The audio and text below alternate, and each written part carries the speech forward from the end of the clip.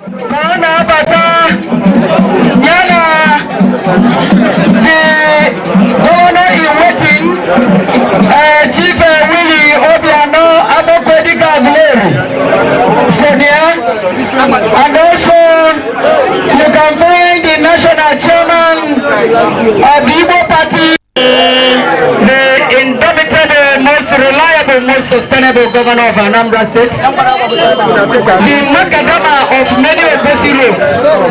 Obosi the governor knows on Ida and Church and Obosi. Governor is a school of health in Obosi girls.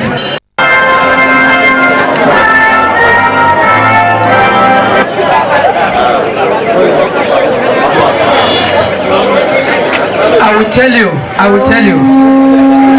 Biko, Governor Yabatago, Onomana, Kona Bata, Odo Fonye, Anambra State in Nanya, Weze Punafo, our governor in waiting, most popularly selected, most popularly nominated. His Excellency in waiting, the former Deputy Governor of Anambra State, Chief Dr. Honorable Distinguished Honorable Commissioners, Professor Okola from Budget and Planning, Honorable former member of House of Representatives, Chief Representative Eleonora, Honorable Igwe of Obiora,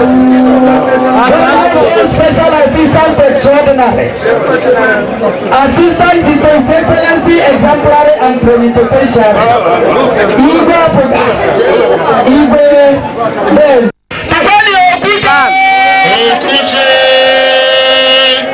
most innovative, most resourceful, most reliable governor of Anambra State.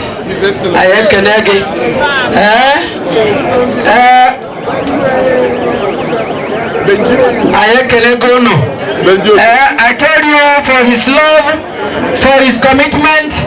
Never seen a governor like this. Can we now go the national anthem?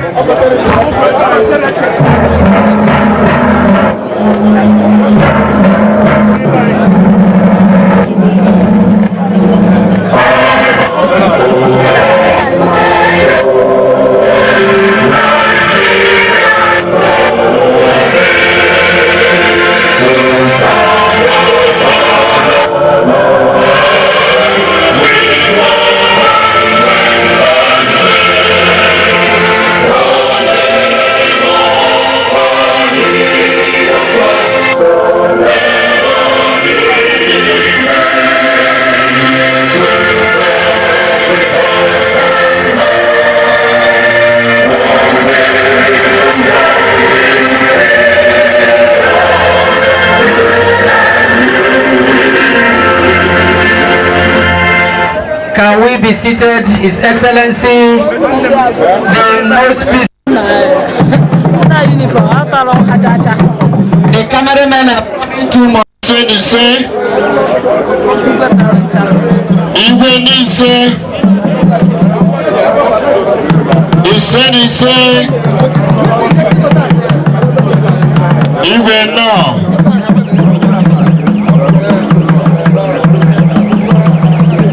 Campaign rally for Abokwedika for the 3C concepts.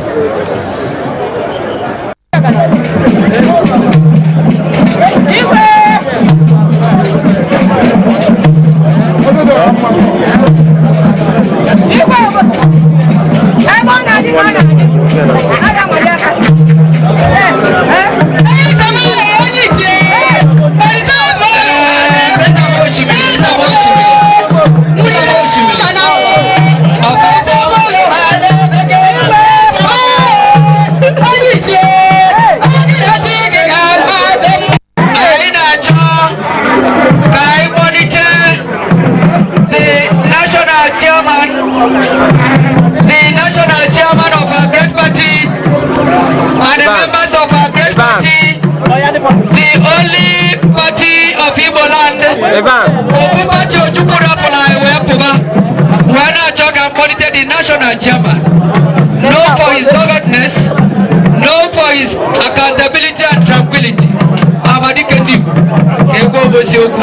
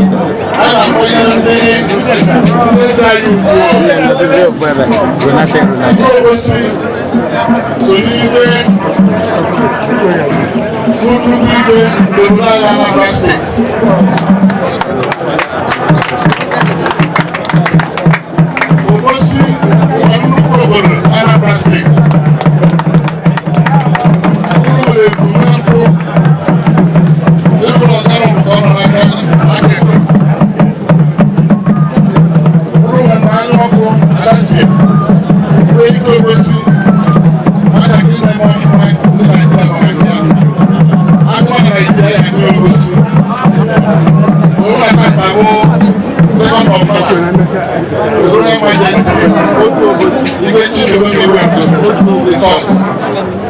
I will say, I am Igbo. I should know it. I'm over and I. Ọ̀hálà bụ nnukwu mfe na ndụ Igbo ọbụla. Igbo ọbụla ga-ekwa nke ịkpara n'anya. Ọ ga-abịakwa maka nnukwu gbasara ụmụta ya ịsịkwa kiri ike. Wesịrị nsogbu n'obodo ụlọ gọvanọ anyị bụ Igwe Obi agaghị aga na steeti nwa ya aga.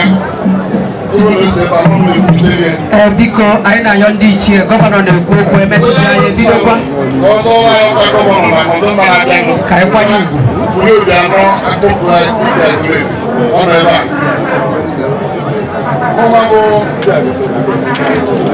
Igbo national chairman Abga ọmọkùnrin ọ̀wẹ́ bíá adó tó ẹni ní ọdún tí ó bí wọn fún òun wáyé fún yóò ọ̀nà àlọ́ ayọ̀ náà gọ́ọ̀mẹ̀ntì ọ̀fùnmá.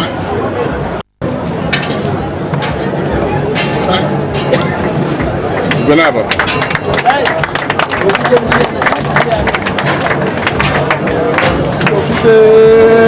Ọ̀nà àbúrò ẹbí náà bá ayé èbúté gómìnà.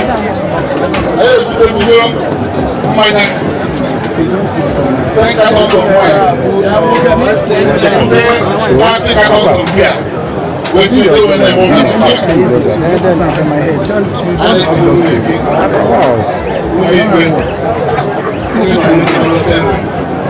When I see you doing good, you're not going to get out of one.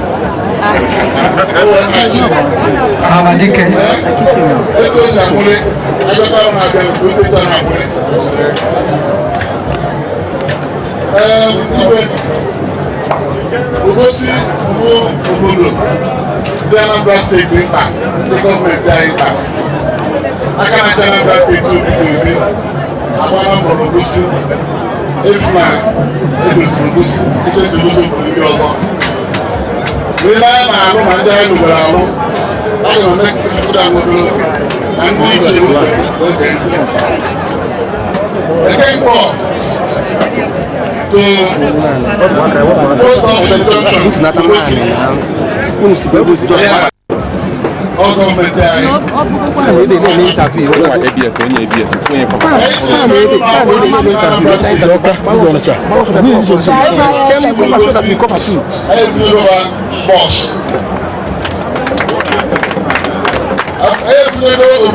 secondary school boss.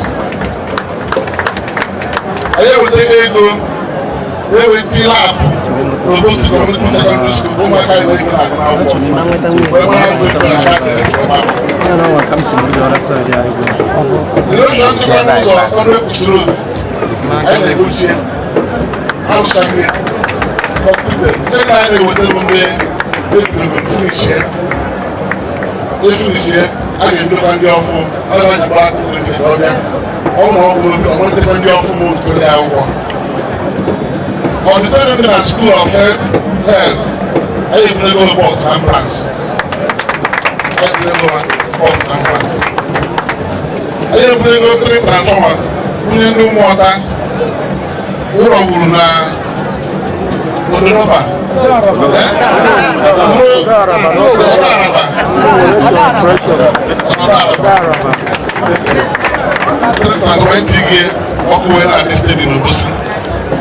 Water scheme na Eze Obosi ọ ba ịrụbara ya ọ dị ọkụ ịna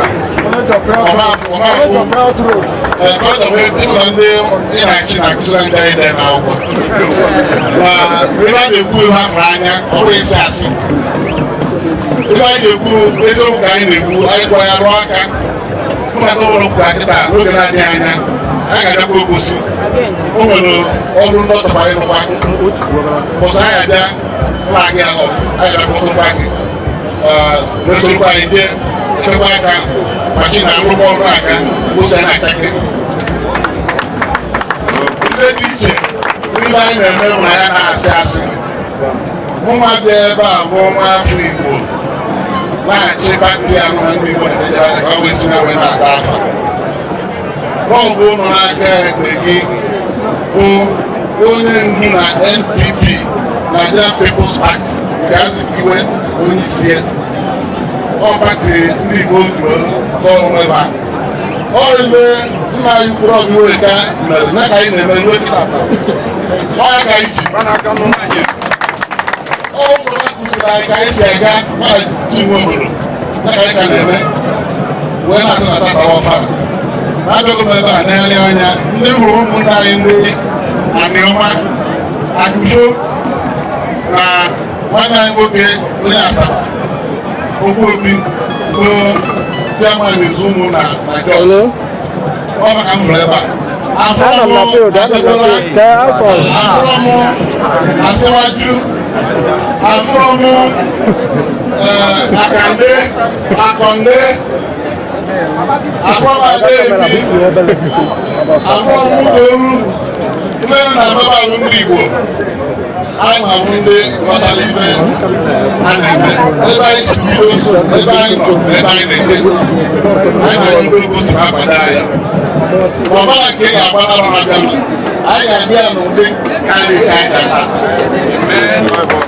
ụrụ kwado pati anyị nke ndị Igbo a na-efu onye wepụtara amata ya na njakịrị anyị wepụtara onye a anyị nọ ndị Anambra steeti wepụtara ya ụlọ anyị na-arị anyị na-eme ọ na-asị ndị na Peter Obi na-arụ na akụkụ uli oge anọ ga-arụkọba ncha niile gụọ anyị maji kwuru maji gụọ aka ebe ọ ka ọ na-eje ejegharị ọfala ọ nọ ọrụ gọvanọ Peter Obi na-eje ọfala niile ọ bụrụ gọvanọ o nwere gọvanọ bụ ụfọdụ ọ bụrụ gọvanọ ihe na-eme etu anyị si abịa ihe ọfala 100 years na-abịa n'ihu anyị na-enye na-eso na-abịa ọchịcha onye Igbo ọzọ gị na-agba ọfala na pati anyị onye bụ kontinuiti Eze Igwe Chineke nye gị ogologo ndụ na ahụike Chineke nye gị amamife ị ga-eji wee chi Eze Obosi wee bara Anambra steeti uru izu efe anyị ga-esikwa anyị na ahụ anyị nyere akwa ọsọ n'aha Jizọs Obosi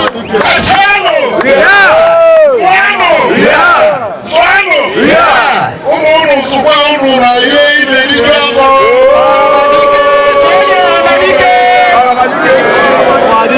abụrụ m kwuru atụ Obosi kata nụ ọrụ akademia na-enye mikrofon atụ ndị obi ya batụ abụrụ Obosi sụrụ kata anyị ọsụrụ mmanụ Ọhamadike anyị ekene gị Ọhamadike ọ dị nke ichefuru na gọvanọ ekwugo na a ga-akọmishọn Minaj Road nke ga-ebido next week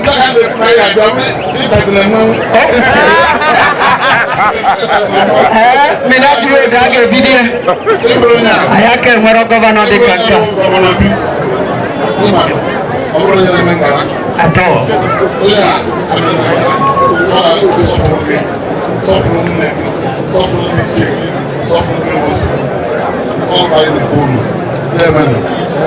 Amadike.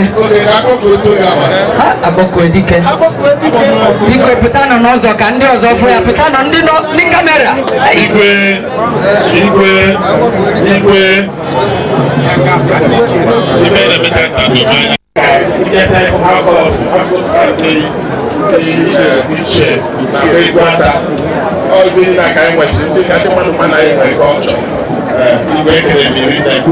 When I assured you was this one now, His Excellency Governor Peter Obiora, I'm going to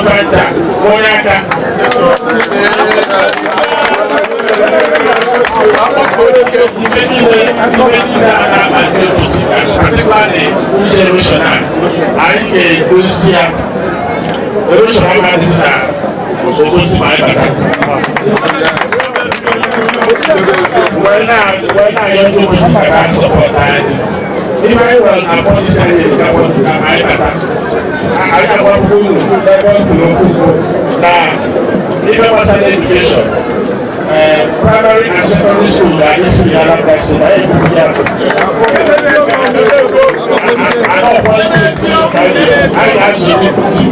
I am going to many more to teach in our schools. I find that it's a good Obosi teacher Obiora. Obosi for your that person, the father said, an old man came to me. My father could see that. Obosi now. My father was 1978. So all that can come here. So to the smaller I will live and I will have no really contact with Obosi.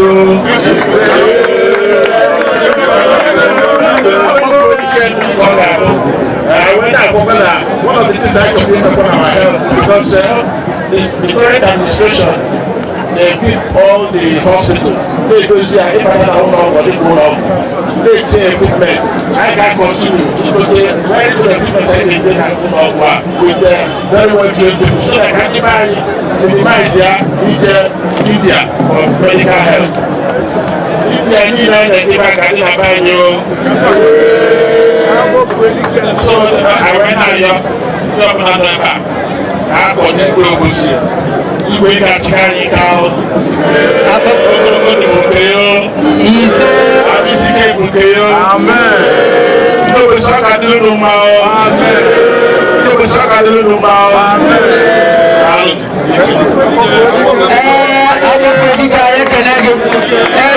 Excellency Mr. Peter Obiora, oh my God, His Excellency.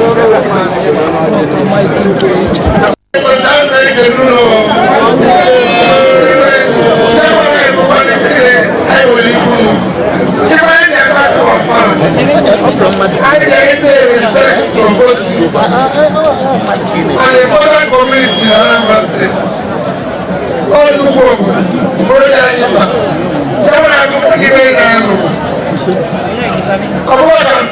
campaign, I got that. More campaign, so what can I do? Some of them don't know. One time, you couldn't give I don't think you can follow us.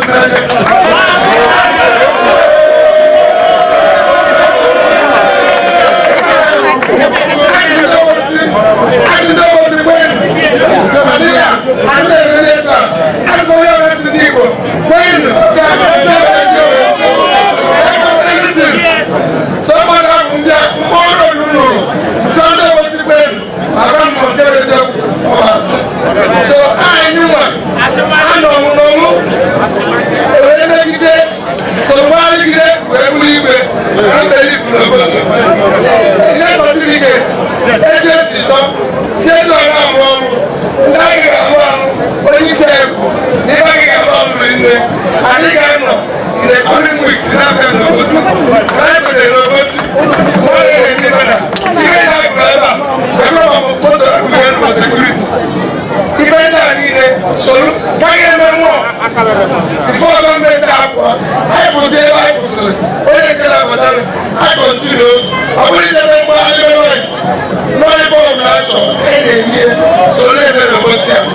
Thank you and God bless you.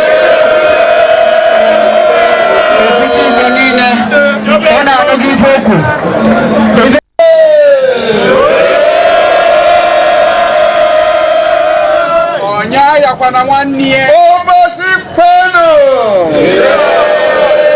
Obosi mwano Obosi zono Obosi zisinu kwaga aye mande bonde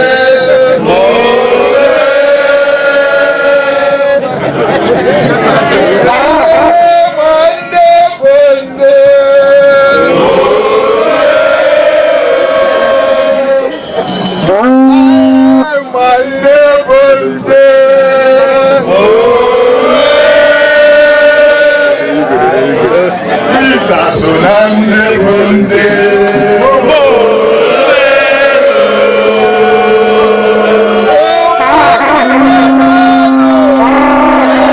Obosi makano Onu na-echeta lobibe nchefuworo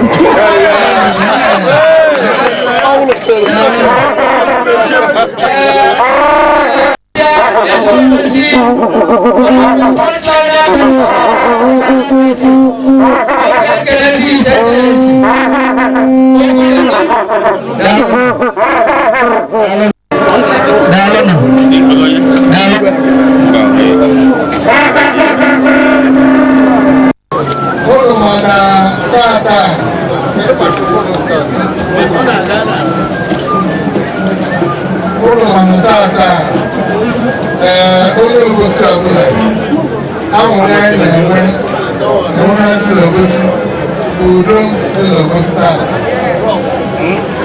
and mgbe ọbụla m kwuru n'okwute ọ dị ka ụbọchị a anyị nọ Women Development Center ebe ọ na-arịa nọ n'obodo oyibo ọ nwere ndị ọchị na-awọd ọtọs Anambra State Nigeria Award. I'm also in the free man. But you were there, a West of Canada. No, brave. Of them. Other folks are there. And so free man, those two. Now, I'm going to play them. I know it's and then move. So, for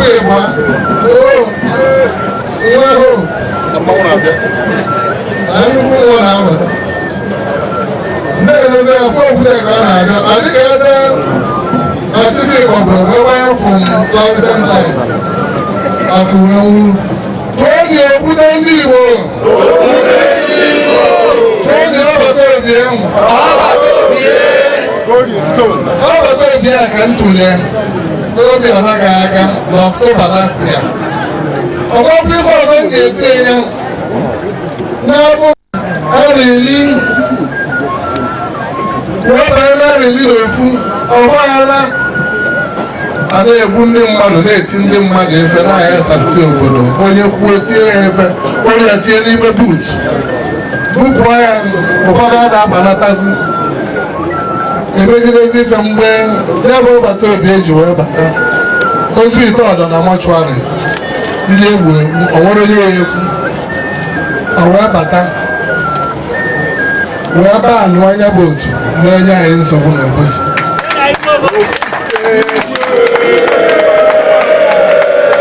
onye bụ ofu nnukwu ife ọ na-ele anyị ama na ọ lụrụ anyị ụzọ akụziri ụlọ ife ọ megara anyị mana nke bụ nke dị n'obi ndị Obosi bụ na tata na-enwezi ike na-aga n'Obosi ọ bụrụ onye ịnụ ka motosaịkụl iri ma ite naanị na-abịa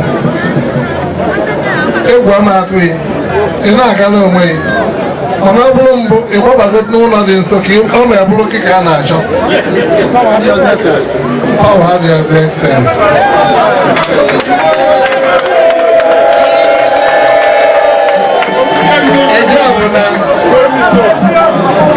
ụzọ arụrụ anyị ụzọ n'ọrụ anyị ọtụtụ ife dị iche iche mana nke a bụ nke nke metụta ndụ onye ọbụla ma ndị na-agba n'ụzọ nwayọ ma ndị ara agba wee na-ekene ya okwute ọ ga-adịrị ya mma ọ ga-adịrị ya mma ibe eji ama atụ okwute bụ na o bidosi ọfụ nke a bụ eziokwu ka m na-agwa ụlọ si m n'obi o bidosi ọfụ a na-asị nwoke a dịkwa ka ọ nwere ife ọ chọrọ ịlụ ofu onye nwoke wee sị m na ọ sị na ya nọ na planin anyị na-asị hei nne bezianụ ka o bido asị o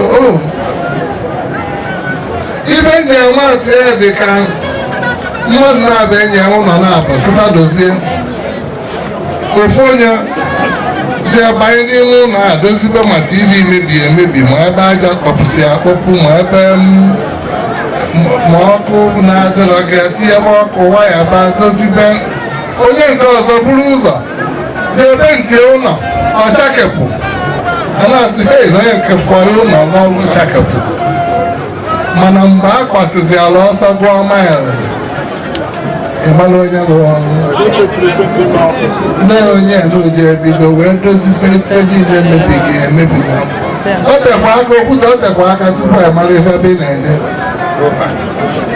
mana nke bụzi nke ka nke bụ na ọrụ ị na-alụ kịta egosila na ị na-abụ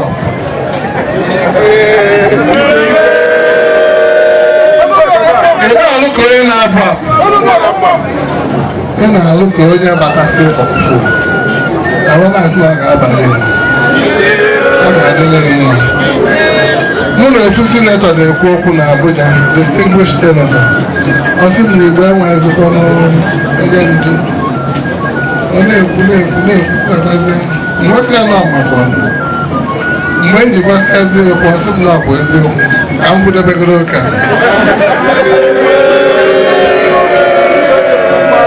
so na isi na ike ọhamadike anyị na-afụ ncha nwoke onye na-afụ ka isi aga mbọsị agbakọ dike agụleri woli Obianọ mbọsị ọbịa na Palace nwesị na agbakwa ka Igbo onye izizi bịa ebe a na onye izizi bịa ebe a bụ Chiedu Edigo ndị Apụka mana ọsọ m na-emesizi ma na ya bụ Edigo na-azị ofu ite anya na-asụkwazi nwelezi afọ ya bụ Edigo were aka ya enu ka afọ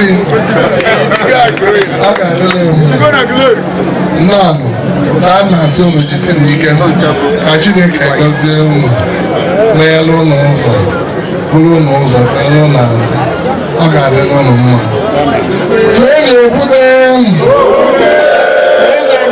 Igbo enyi ọbata obi ahụ enyi ọbata obi na Obosi ọ ga-adịla unu mma gabanụ anyị bụ nna anyị ekene Excellency Mr. Onofa weli onu kene kwe Igwe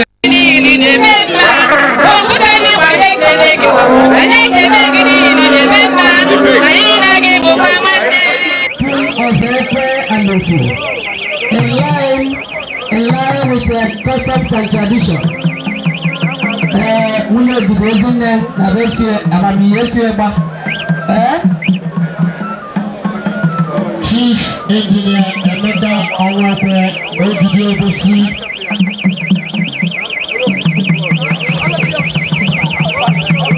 We continue to welcome and appreciate the presence of our indomitable governor, our budget national chairman of our great party, the presence of Abukwedika Glory, Dr. Willie Obiora, our governor in waiting, our governor in the pipeline. All of them are here. Becoming man, you are becoming too many. I know wherever Peter B is, His Excellency, all of you will like to be there. At that moment, we have never seen a governor like this. We have never seen a thing like him.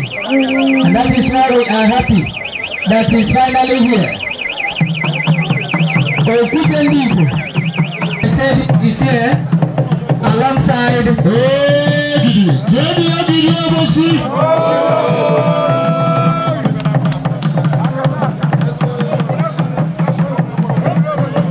Eze Obosi.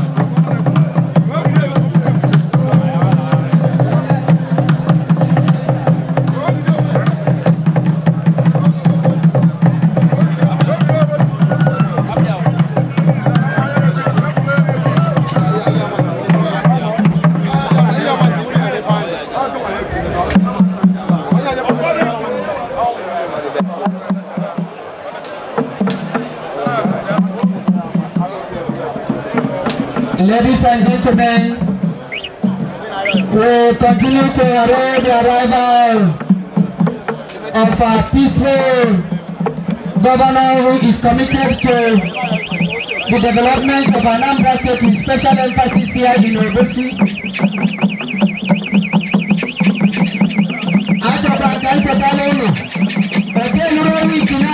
Union Secondary School Obosi Moto, alongside many other secondary schools.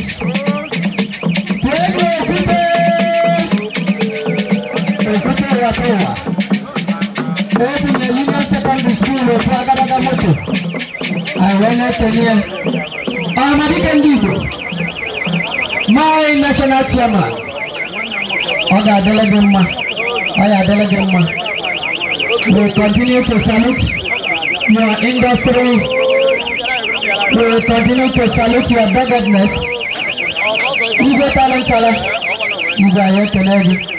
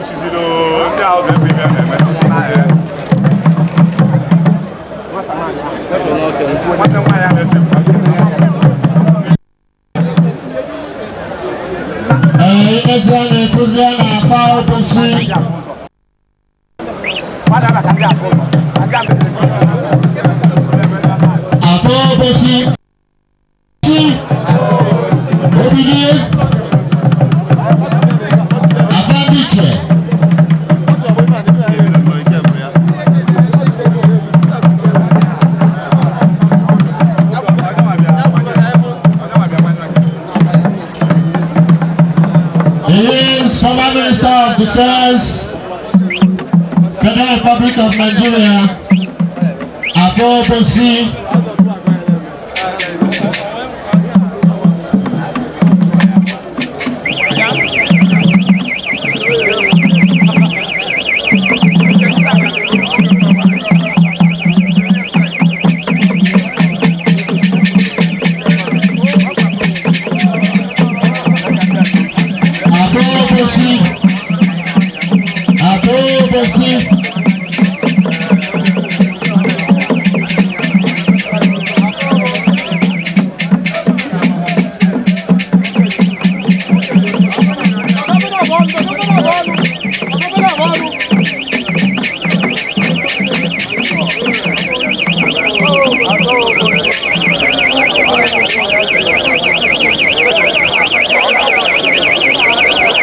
Obosi.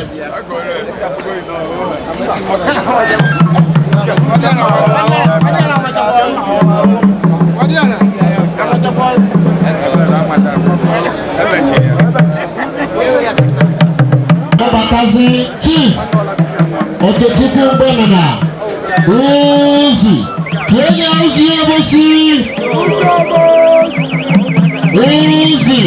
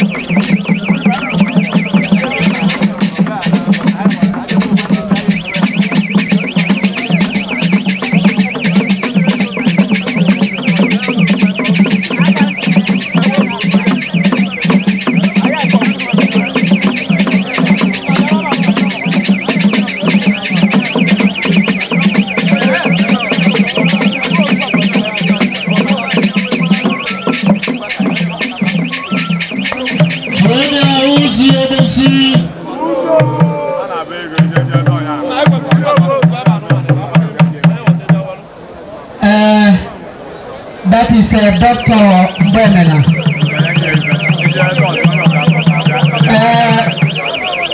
Before I call on His Excellency to tell us one or two words, His Excellency, I want to remind you that an Obosi indigene is building this edifice.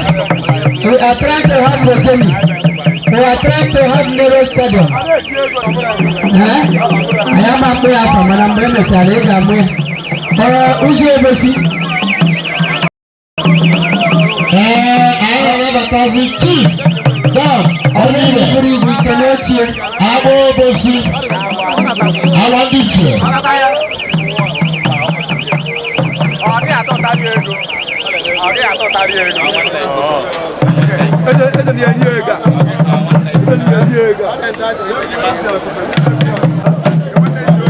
Jenny Eze Obosi. Abo Yana. Ona. Eze Obosi. Abadiche.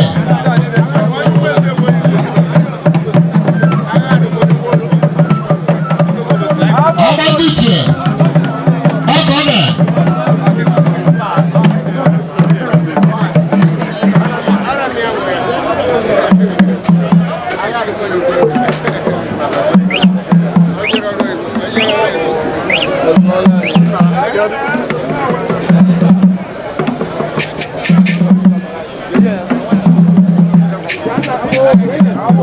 Eze Obosi on stage, ladies and gentlemen.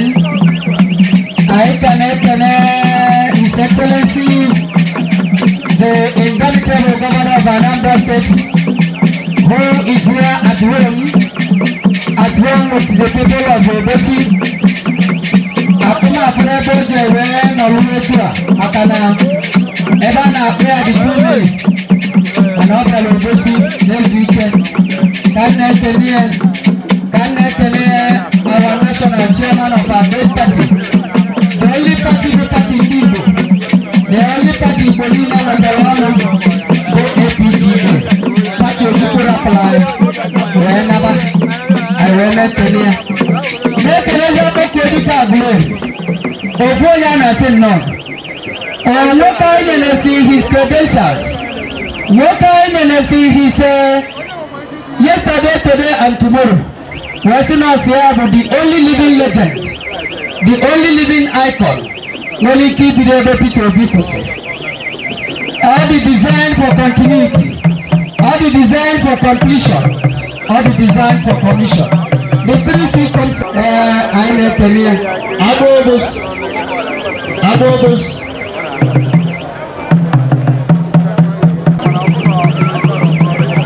A former member of the presidency. I am a chief.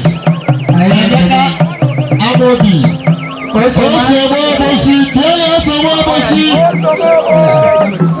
That is Igwe Chidubem, former Minister of State, Federal Republic of Nigeria. And the Federal Police. Abo ekunie, Eze Obosi. Mayo. Eze Obosi. Okorobịa. Eze Obosi. Akone.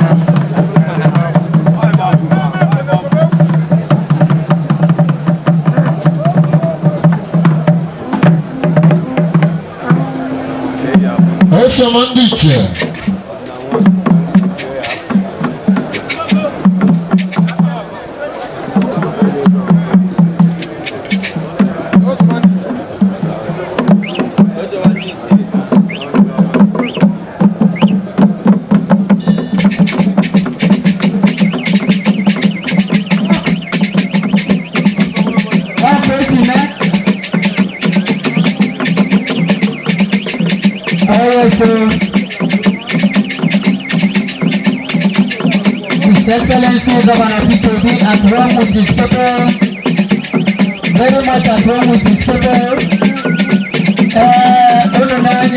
Honorable the Chairman of the Demili North Local Government Area, Chief Ipeze. I'm not boy eba.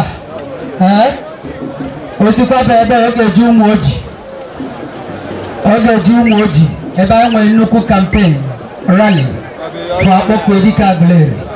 For the 3C concepts: completion, commission, and continuity.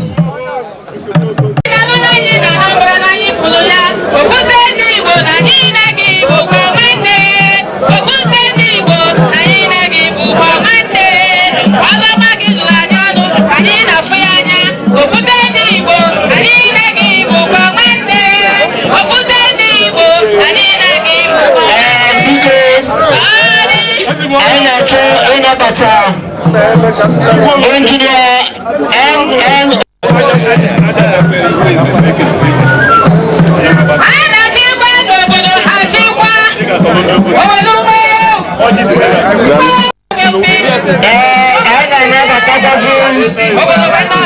His Royal Majesty, Engineer S.M. Okafe.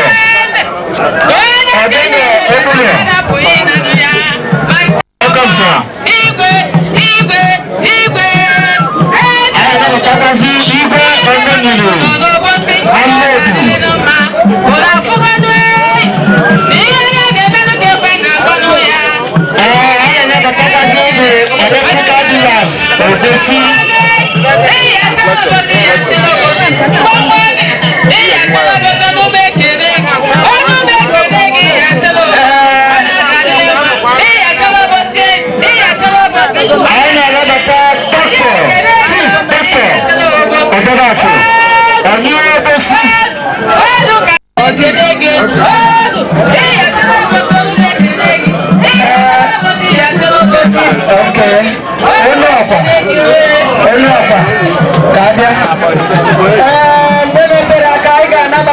Excellency, the wife of the governor of Anambra State, Her Excellency Mrs. Margaret P2B, Adam Ekeraba, the Director of Sports in Anambra State, Chief Mbadefo. Is the Speaker of Anambra State, Princess Chiwe Webili, and the Honorable Commissioner for Women Affairs, Lady Chief Enrique Abata. I can also see His Excellency's SA on national reorientation and our African woman lady in the state, all of them on the entourage. The whole communities in all these Anambra State, Arena, Kenya, Her Excellency, in Arobelane, I am Uncle. Just 5 minutes because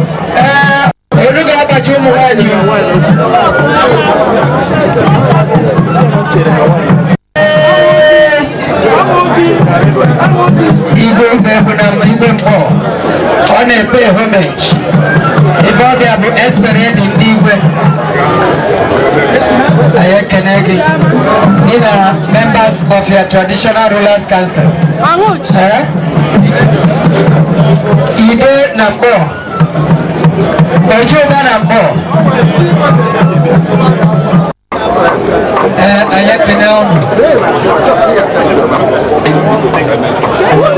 Biko, I don't know that doesn't do a bad Biko.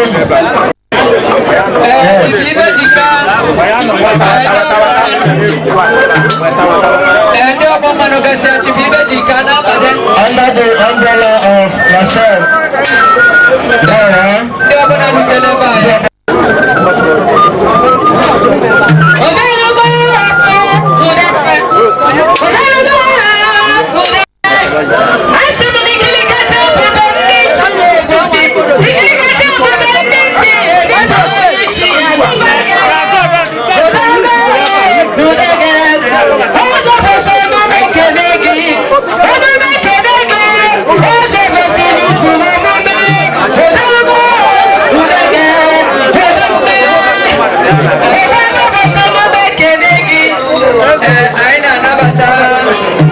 The patron of Traditional Rulers Council of Anambra State,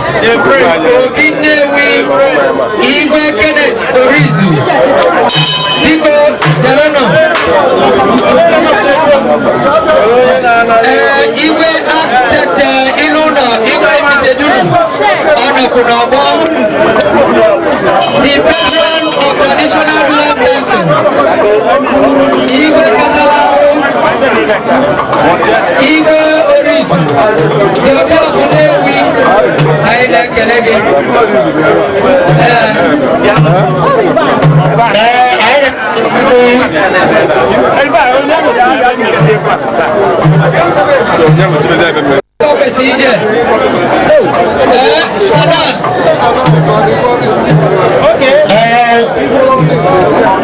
Igwe Orizu, the patron of all the traditional rulers council.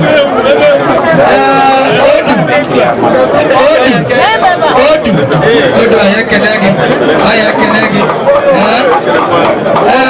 Obaba, Igwe Obosi, ayakelege.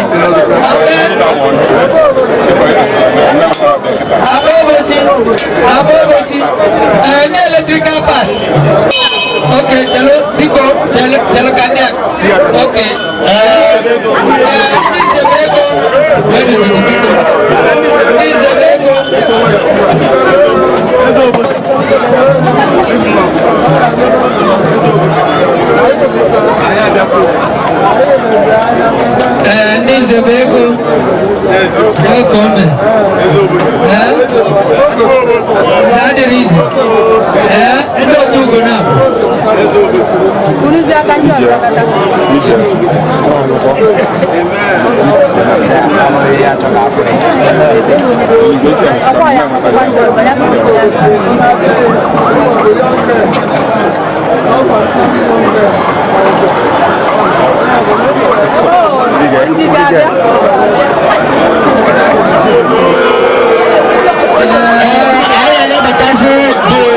Electrical gears, Obosi.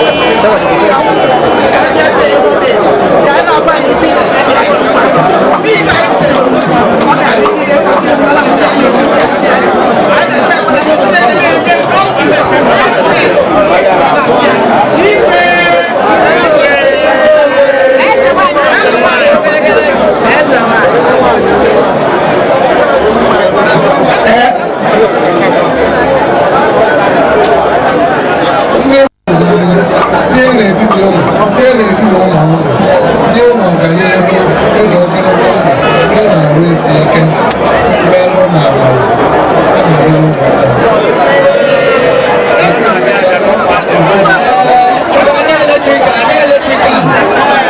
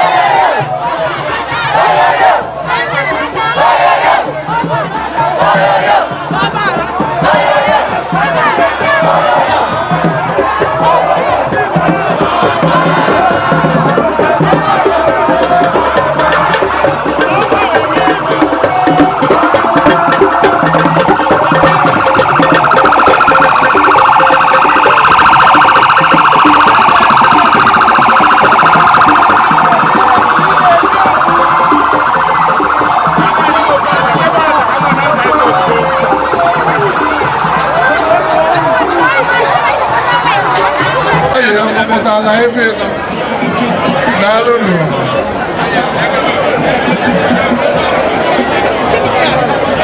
ebelike so ndị ọzọ na daalụ nụ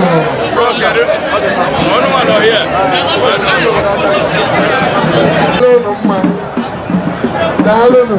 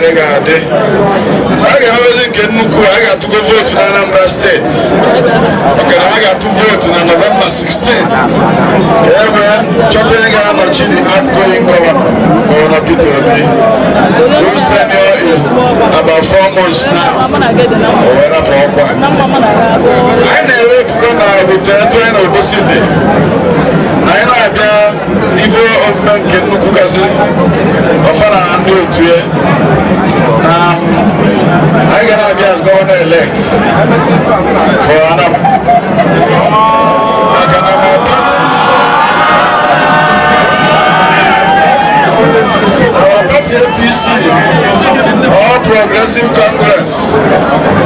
Came out the progressives in Nigeria. Form. Sikam fair flag. Also, I have Anambra. Anambra the Faroma. I'm not just like a river engine. I took a idea. But the 3 months, I am whatever which I mean. I try to Anambra. Only in there, like a phone. When I get a junk of nature, I see a back. Each of them is in a property in Ghana for security of lives and property.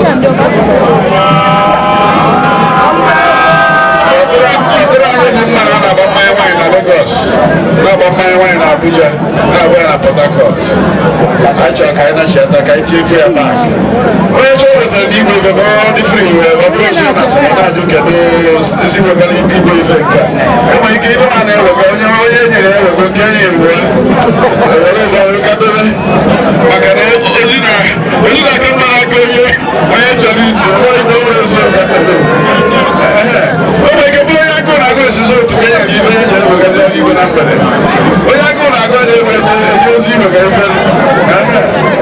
so Igwe, I know it's true. I know the people of Obosi. I'll go with the people of Anambra State. I have a good vote because I can have a campaign ever.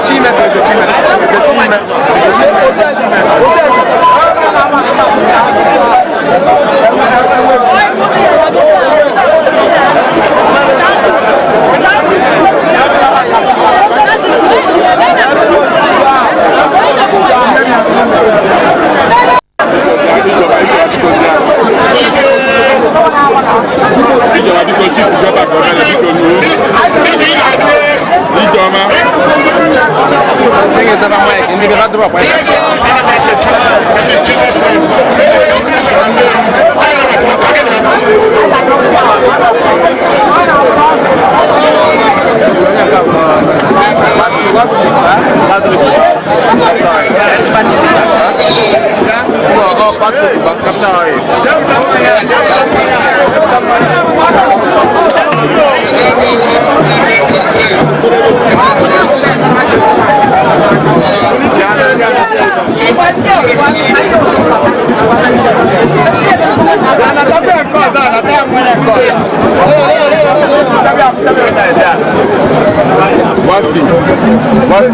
because they are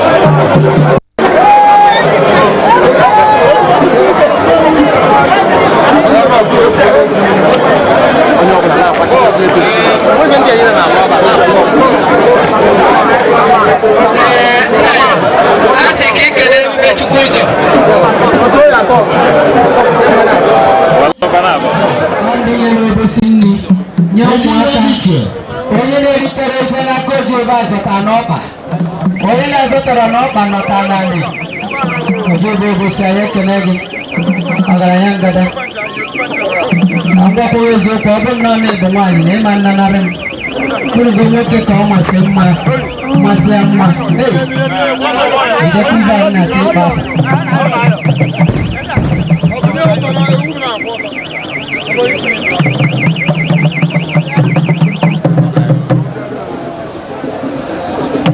anyị na-ekelekwa ụlọ academics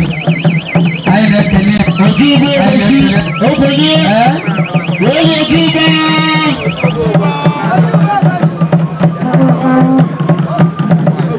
Rapani ọjọ́ bíi jẹ ni rapani ya rapia ọjọ́ bíi jẹ. Igwe Obosi ọkọ̀nẹ̀.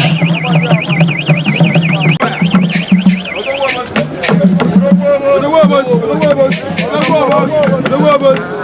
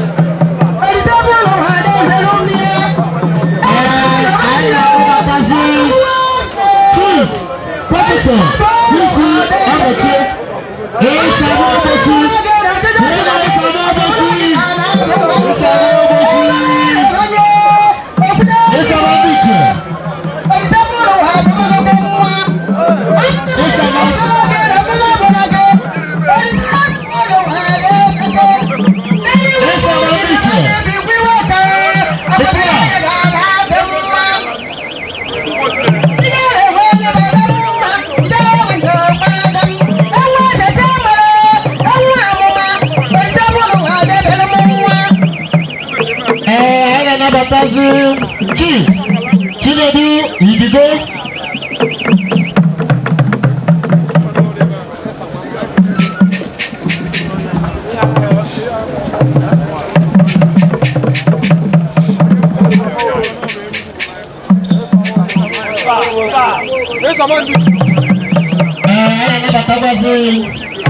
Professor Dr. Okoye, yes. Professor Dr. Chuba Okoye, yes. Sir, you're welcome. Where are you welcome, sir?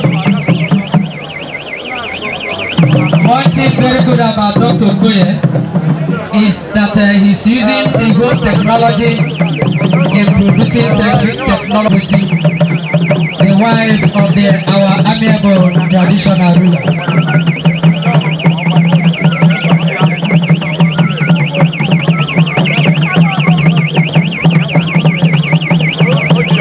But I don't have a when I'm hey.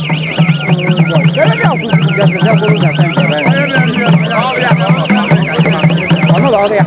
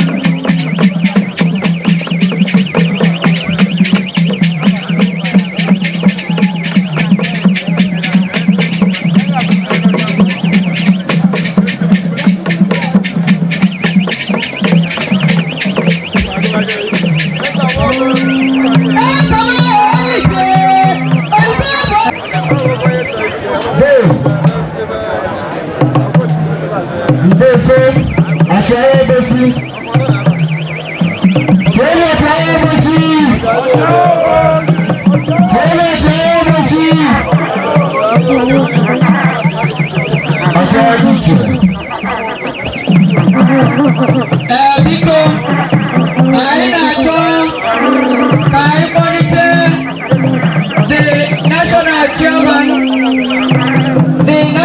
chairman of our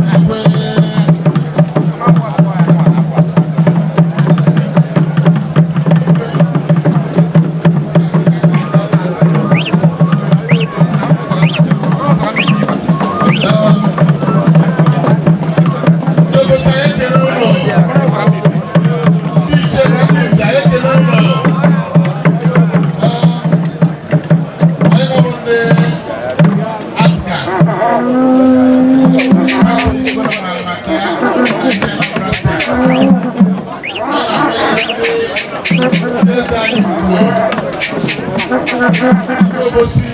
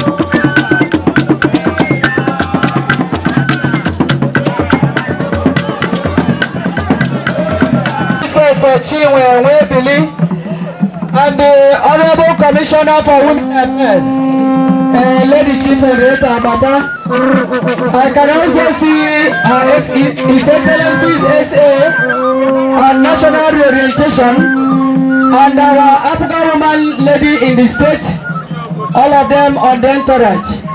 Onomana Wunye Governor, but the only Wunye Governor the whole communities in all this Nanambra state. I want to near Her Excellency in our Belani, Iga Wobosoku, I am Uncle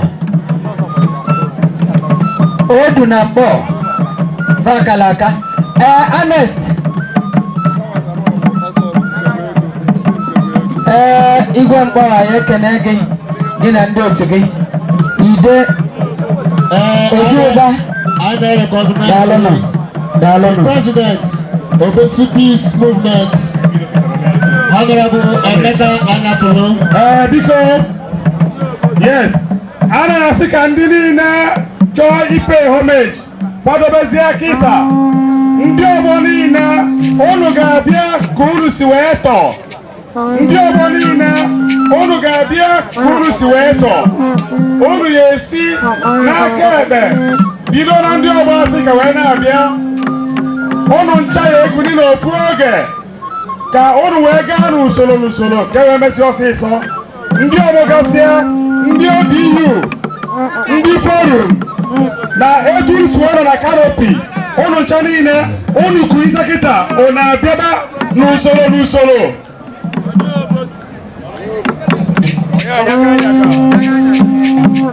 bịaba n'ozigbo ndị bụ ụzọ lute akpọ afọ igwe ka abịa.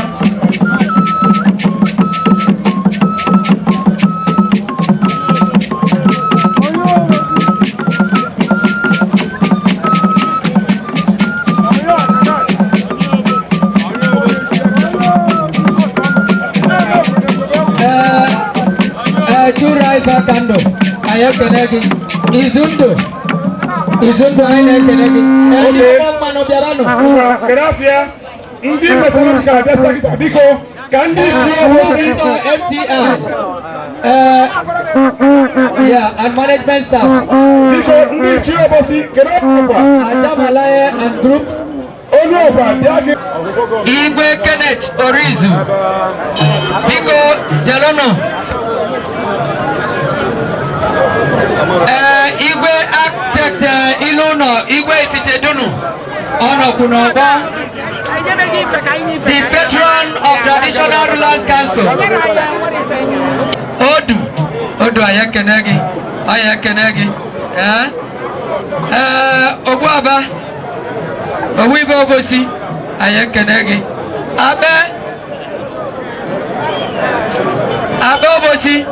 Abobosi, the electrical pass. Okay, chelo, Biko, chelo Kandiak. Okay. This is a vehicle. When did the Biko? This is a vehicle.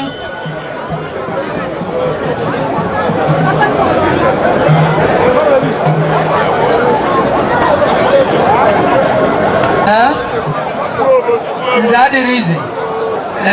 No two go now.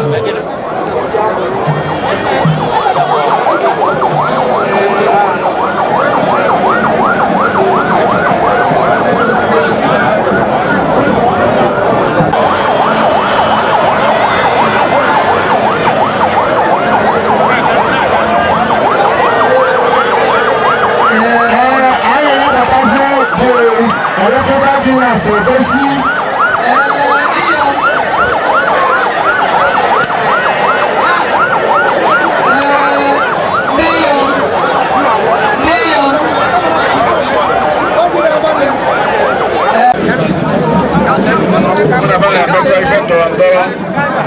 Anambra State, majority leader of the State House of Assembly, Honorable 21 week, more than ago, Eze Obosi,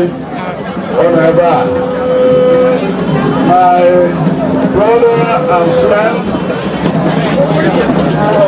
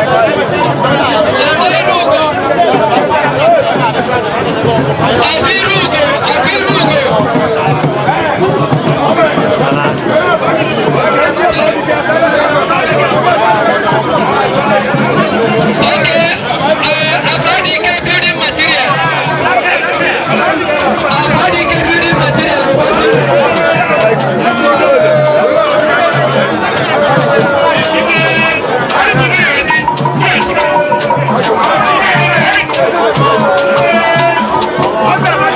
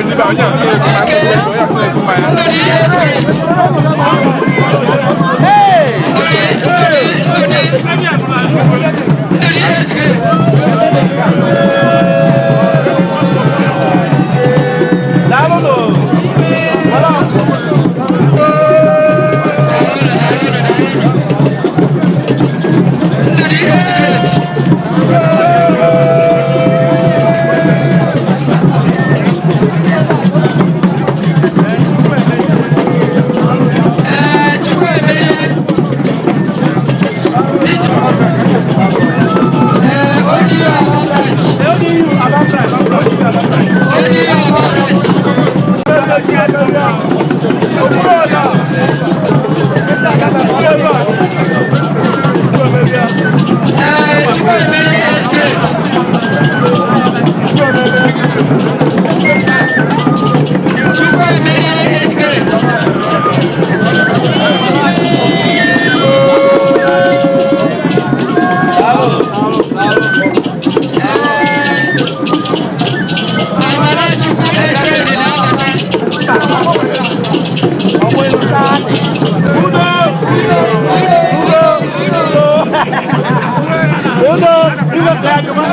Okay,